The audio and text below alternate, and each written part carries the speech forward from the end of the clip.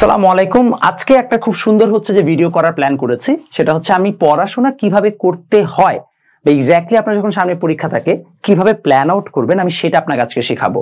এবং এটা বলতে পারেন আমার one of my top secrets. আমার লাইফে আমি অনেক কিছুর মাঝখানেও লেখাপড়াটাকে ঠিক মতো রাখতে পেরেছি একটাই বড় রিজনে, যে আমি পড়াশোনাটাকে খুব প্রপারলি প্ল্যান আউট করেছি।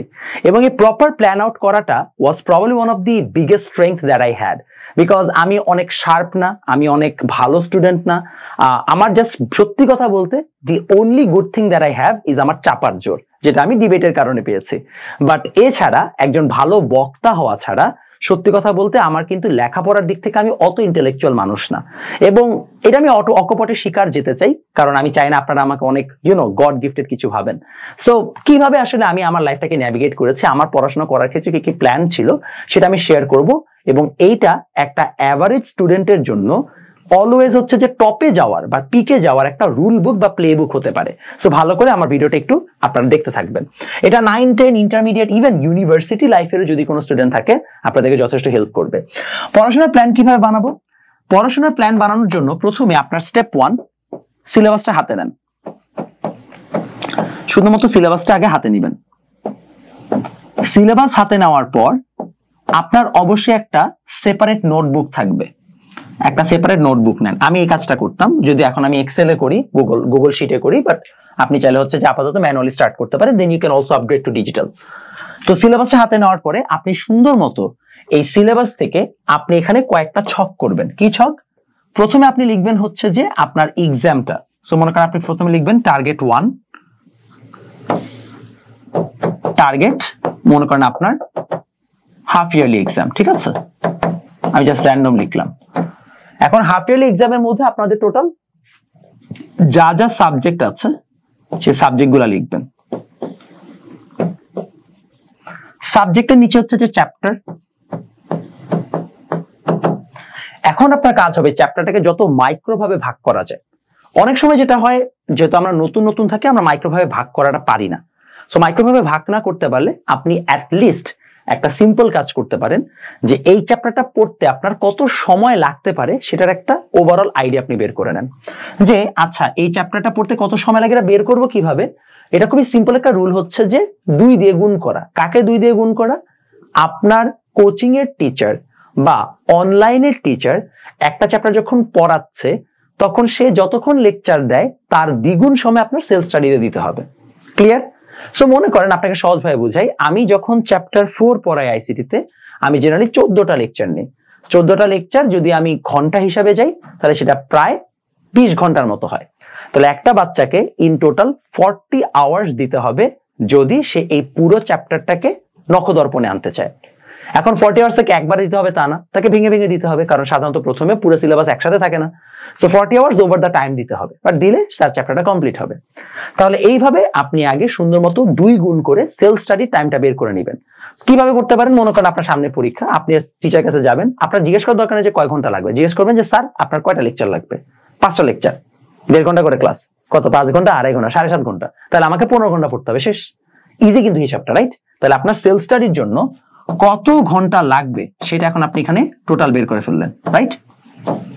বের করছি প্রত্যেকটা সাবজেক্টের জন্য। প্রত্যেকটা সাবজেক্টে বের করার পরে এখন আপনি এখানে যোগ করেন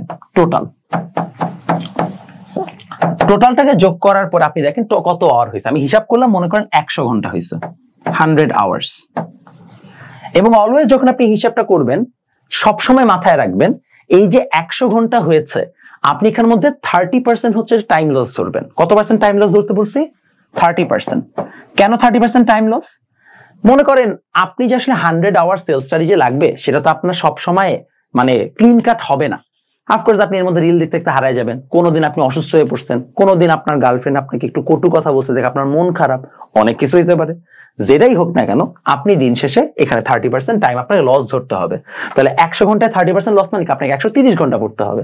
তাহলে আপনি টোটাল টাইম পেয়ে গেলেন, আপনাকে 130 ঘন্টা পড়তে হবে আপনার এই সাবজেক্টের এক্সাম, মানে এই কি বলে এটাকে, সামনে টার্গেটের এক্সামের জন্য। এখন আপনি ওভারঅল ডিভাইড করেন আপনার আলাদা হচ্ছে একটা নোট খাতায়।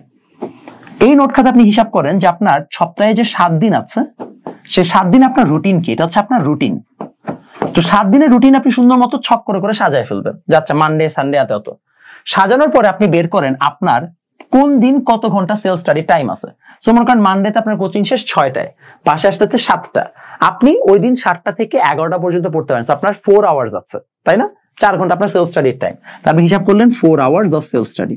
এরকম এক একদিন এক একটা হয়। আপনি ওভারঅল বের করলেন টোটাল উইকে, এক উইকে আপনি 25 ঘন্টার মতো সেলফ স্টাডির সময় পাচ্ছেন, রাইট? তাহলে 130 ঘন্টাকে এখন 25 দিয়ে ভাগ দেন, কত উইক লাগবে? হয়তো বা 125 ঘন্টা হলে ভালো হতো, তাহলে আমরা 5 দিন দিয়ে দিতে পারতাম, 5 হচ্ছে উইক দিতে পারতাম।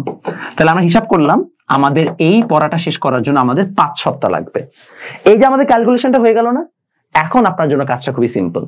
এখন আপনি আগামী 5 সপ্তাহের যে আপনার উইকলি ক্যালেন্ডারটা আছে, সেখানে এখন সুন্দর মতো সাবজেক্টগুলো বসাইতে থাকেন, সবগুলো সাবজেক্ট বসাইতে থাকেন। দেখবেন আপনার আগামী 5 সপ্তাহের প্ল্যান রেডি হয়ে গেছে। দ্য মোমেন্ট ইটস রেডি, এখন না আপনি খুব ক্লিয়ার হচ্ছে যে আপনার গোলস গুলো দেখতে পাবেন। যাচ্ছে গেছে, আজকে আমি পড়তে বসছি, আমাকে এই চ্যাপ্টার এতটুকু শেষ করতে হবে, বাস আপনি চ্যাপ্টার এতটুকু শেষ করলেন। আজকে এই চ্যাপ্টারটা পড়তে বসছি, এতটুকু শেষ করতে হবে। Always remember, keep 20% of your time for revision. কত পার্সেন্ট টাইম? 20% টাইম। মানে যদি মনে করেন হচ্ছে যে আপনার পড়া 5 উইকের মধ্যে হচ্ছে, মানে আপনার এক্সাম যদি 6 উইকে যে শেষ হয়, তাহলে আপনি চেষ্টা করতে হবে 5 উইক 1 ডে, 5 উইক 2 ডেজ এর মধ্যে আপনার সিলেবাস শেষ করতে। কারণ বাকি টাইম আপনাকে কি করতে হবে? রিভাইজ করতে হবে আপনার পড়াটাকে। যদি আপনি এইভাবে প্ল্যান করেন, তাহলে আপনার জন্য সামনের আইডিয়াটা অনেক ক্লিয়ার হয়ে যাবে। আপনি বুঝতে পারবেন আপনাকে কতটুকু প্রতিদিন পড়তে হচ্ছে, আপনাদের একটা অ্যাকাউন্টেবিলিটি জন্ম নিবে।